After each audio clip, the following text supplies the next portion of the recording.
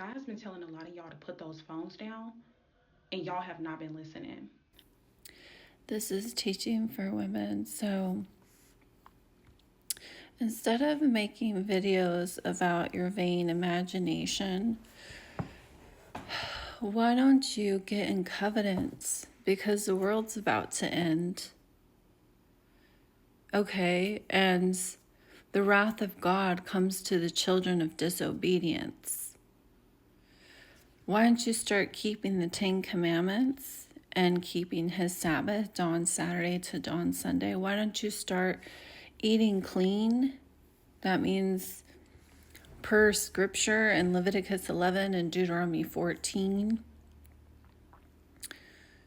Because Isaiah 65 and 66 says that the wrath of God, those who are doing idolatry, their Jeremiah 10, they're standing behind their Jeremiah 10 Christmas tree, filling their vessels with swine's flesh and broth of abominable things. When the Lord returns with fire, with his whirlwind, the 144,000, those doing those things are going to be consumed along with the mouse, which is 1 Samuel 6, idolatry, the sin unto death. I mean, you had like how long of a video about a dream that means nothing?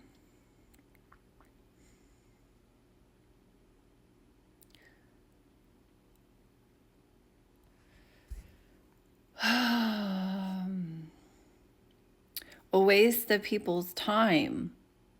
And then you claim that Jehovah gave you that dream to tell the people.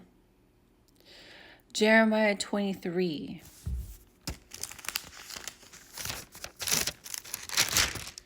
talks about these false prophets, false teachers who dream and tell everyone and their neighbor.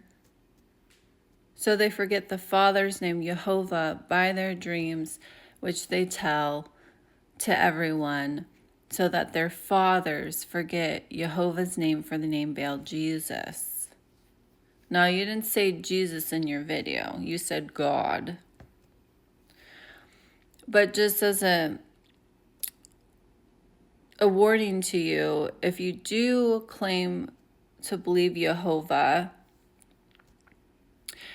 Jesus is Baal. That's 2 Thessalonians 2, man of perdition that sits in the people's temple because they've forsaken the Holy Covenant. They don't keep the 10 Commandments. And Yeshua told you that the people that don't have the love of God in them in 1 John chapter 5, verse 3, which is keeping of the 10 Commandments, they won't receive Yeshua, or his English name is Joshua, in Zechariah 3 and Revelations 5, because they changed his name and he told you they would.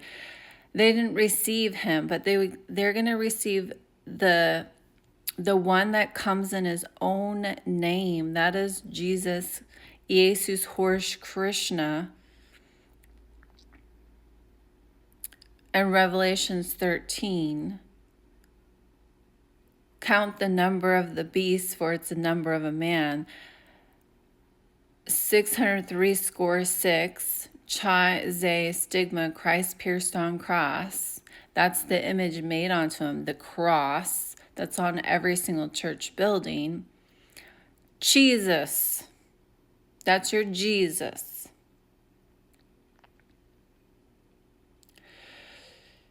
And the people have his name on their foreheads, the name of the beast on their foreheads, the mark of the beast, which is his name, in Revelations 14. But the servants of God have the Father's name written on their foreheads, Jehovah, or his son's name who came in the Father's name, Yeshua, Joshua, Yahushua. Yahushua is Jehovah's salvation. Yeshua is Yah's salvation. And he will publish salvation, Isaiah 52, which is Yeshua.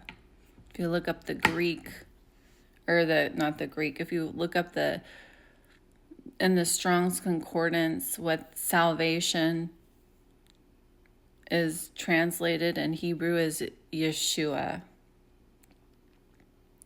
And if you actually use a Greek translator and put in the original Greek name,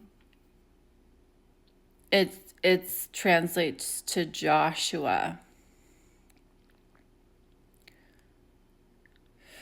Because the Son came in the Father's name, and Constantine created Iesus, Horus, Krishna after 3 Greek gods. 2 Thessalonians 2, children of perdition, children of Apollyon, a Greek god, who sits in their temple with that do Baal worship. They worship him with their hands during Christmas and Easter. Baal worship, Jeremiah 10, Jeremiah 7, because they've turned the grace of God and Jude 1:4 into lasciviousness, undeserved, unmerited favor. The Bible tells you people are going to do this. And in the end, the churches fall away. The great falling away in 2 Thessalonians 2, and then the man of perdition will be revealed. Jesus. Because the churches, they don't endure sound doctrine in the end, but they gather around themselves teachers. Jeremiah 23 pastors, Ezekiel 34 pastors having itching ears and are turned on to fables.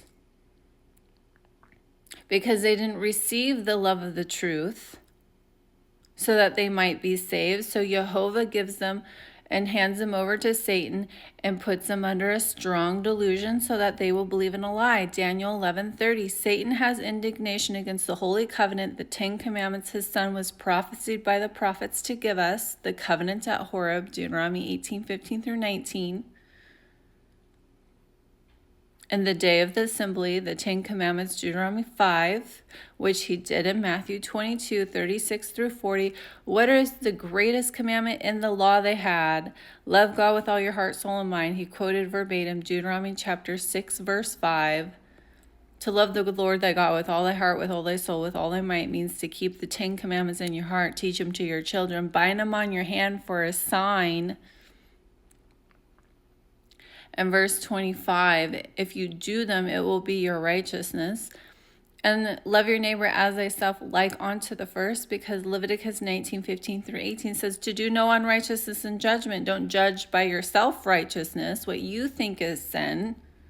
No, judge by the righteousness of God, the 10 commandments. Rebuke your neighbor when they sin, that's a believer, so they don't suffer sin upon them. Love thy neighbor as thyself, not new commandments, but ones from the beginning, the works that were before ordained that we should walk in.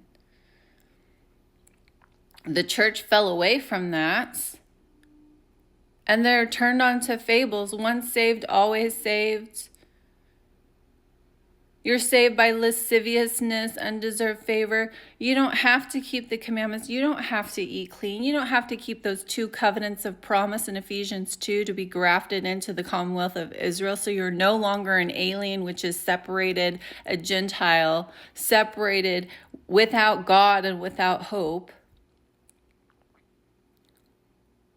They don't eat clean. They fill their vessels with swine's flesh. They do pagan idolatry with their Christmas and Easter.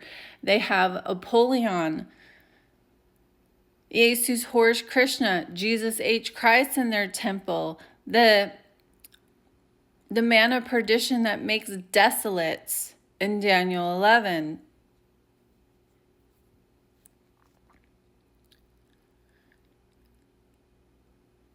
You need to get into covenant and stop posting these ridiculous videos.